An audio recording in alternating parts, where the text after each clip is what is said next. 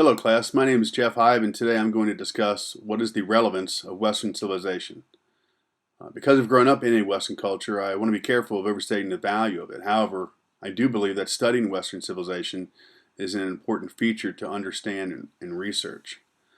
According to Gilbert, Allardyce, the origins of Western civilization being taught occurred at Harvard University at the turn of the 20th century.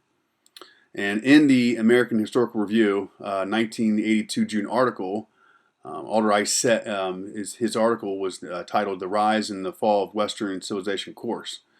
Allardyce states, and I quote, "The United States inherited a Western perception of civilization as a process that began in the ancient Near East, evolved through classical Greece and Rome, and then was transmitted to medieval and modern Europe." End quote.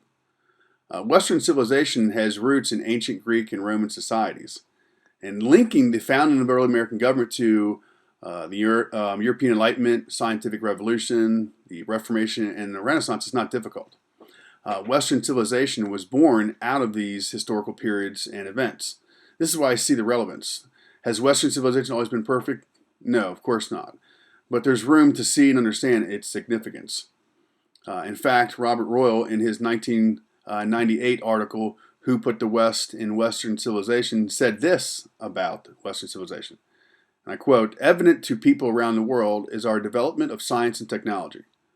Why these arose in the West alone is another complex story involving primarily Greek curiosity, biblical views of an ordered creation, and the independent institutions needed to pursue research, namely universities, which were the creation of the High Middle Ages." End quote.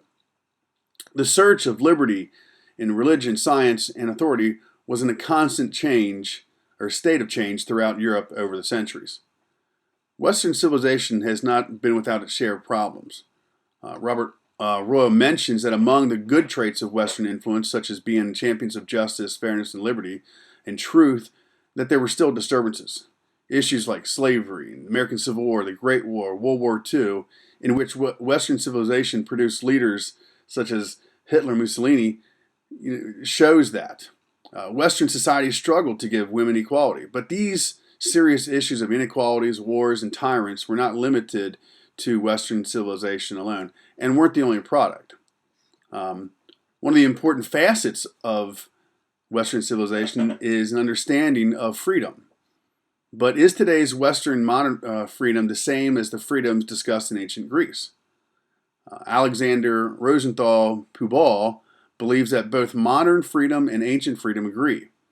And in a 2016 article, Reflections on Ancient and Modern Freedom, Rosenthal Pubal states, and I quote, "The absence of freedom as an enslavement to those self-centered passions and desires that obstruct the only worthy freedom of man, that the freedom that leads to moral rectitude."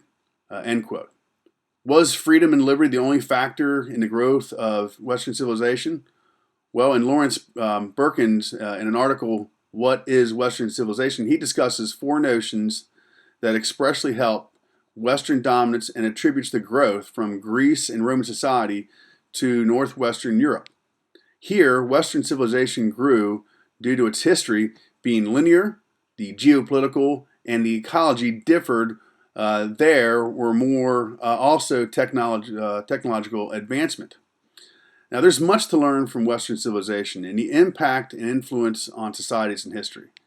The development of various freedoms in religion, politics, and economics, coupled with geography, technology, makes Western civilization a relevant topic today.